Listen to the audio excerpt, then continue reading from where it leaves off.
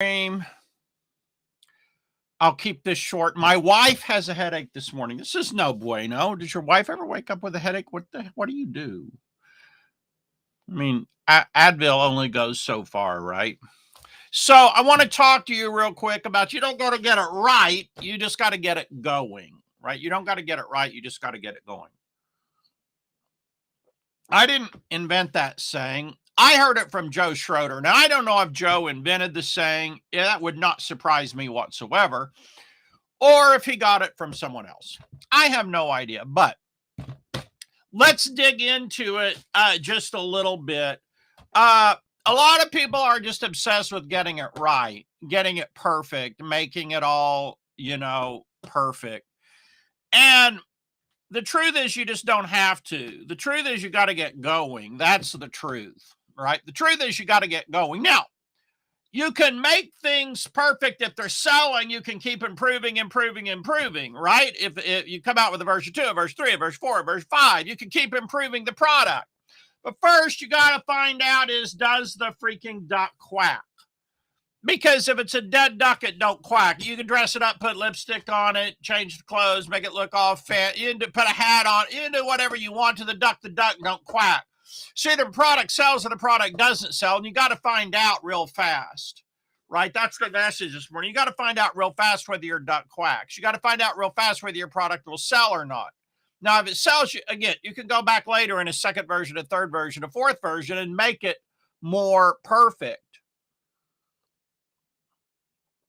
But oftentimes, making money is messy to some degree. And I think Elon Musk over at approves that. Now, I don't know if he's going to save Twitter or not. To me, Twitter does not look like a viable business that you can save, not at least at its current levels.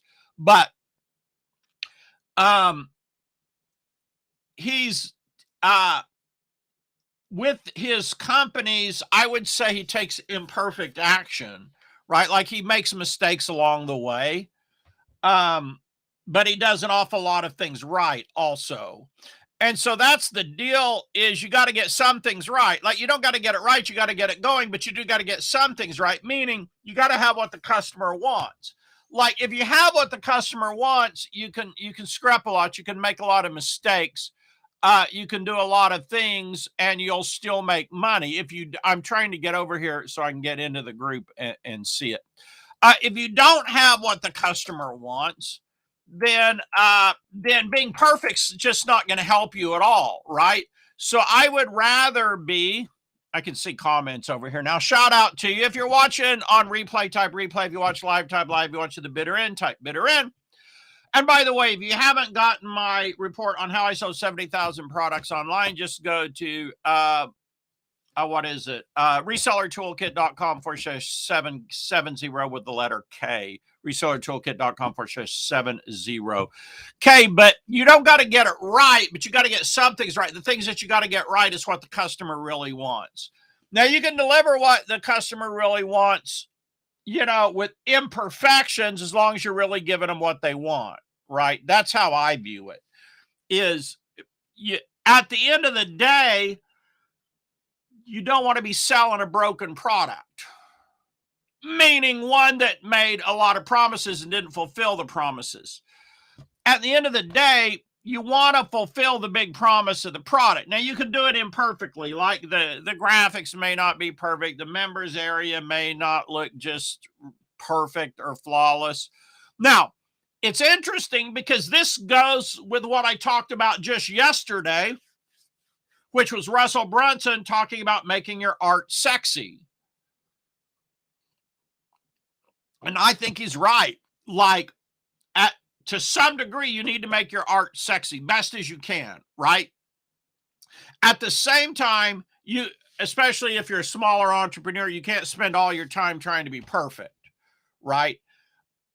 Like what's good is you can have that one really sexy thing. You can have that one thing that really stands out. That one thing that's real. And people are like, wow, I need to get just that. One time I bought this course because it said, the big punchline was that you could manage your business on just one sheet a day. One sheet of paper a day, you could manage your business, right?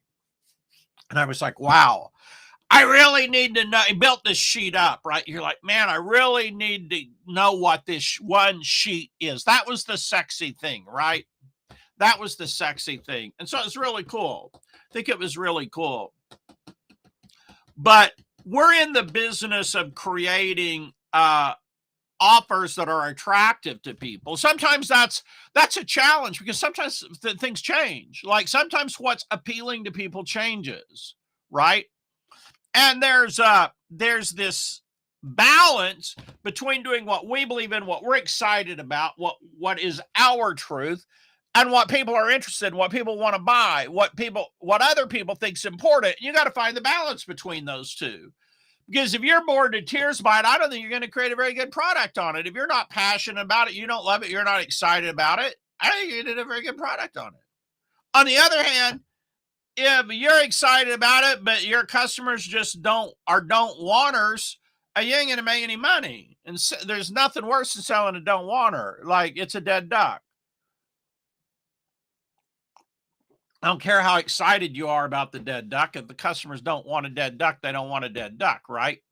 So you got to find this balance between the two. You got to find the balance between what you're excited about, what interests you, what you're passionate about, and what the market demand is, what the customers really want to buy.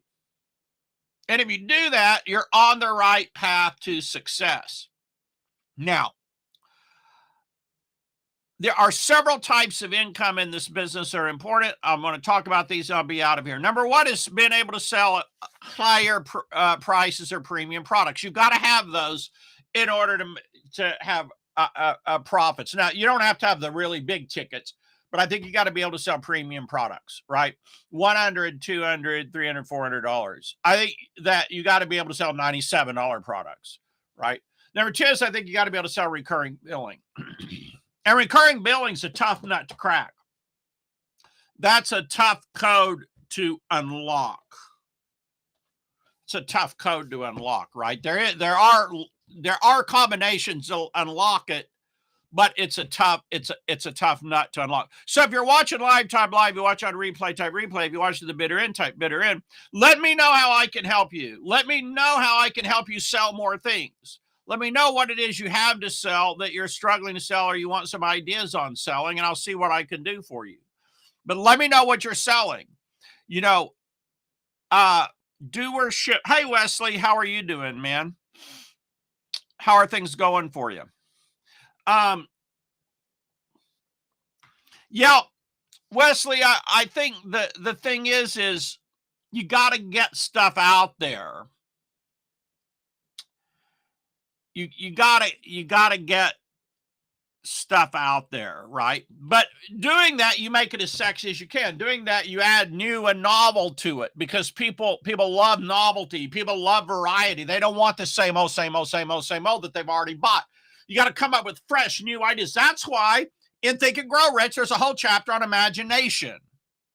There's a whole chapter on imagination. There's also a whole chapter on burning desire, because if you ain't got burning desire, you'll just imagine stuff and you'll never do any of it, right?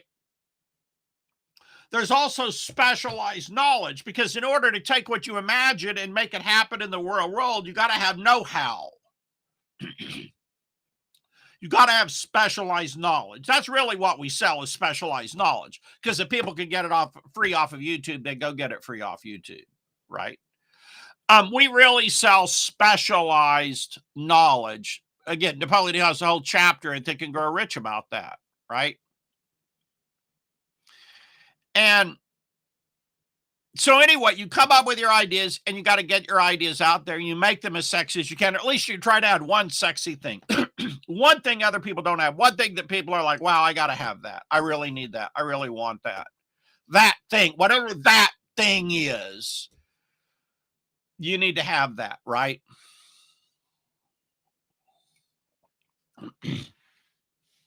I think the product needs to have a bit of magic to it. The magic is the instant gratification. People want variety. They want something new, but they also want something that will get instant results. Like, they don't want something new that's untried and won't work for them, right? It's kind of this dichotomy. Yeah, I want something new, but I want it to be tested and proven. because I don't want it to not work, right? And so a little bit of the art is adding a bit of the new to a bit of the old. That's how TJ Rolleder explains it.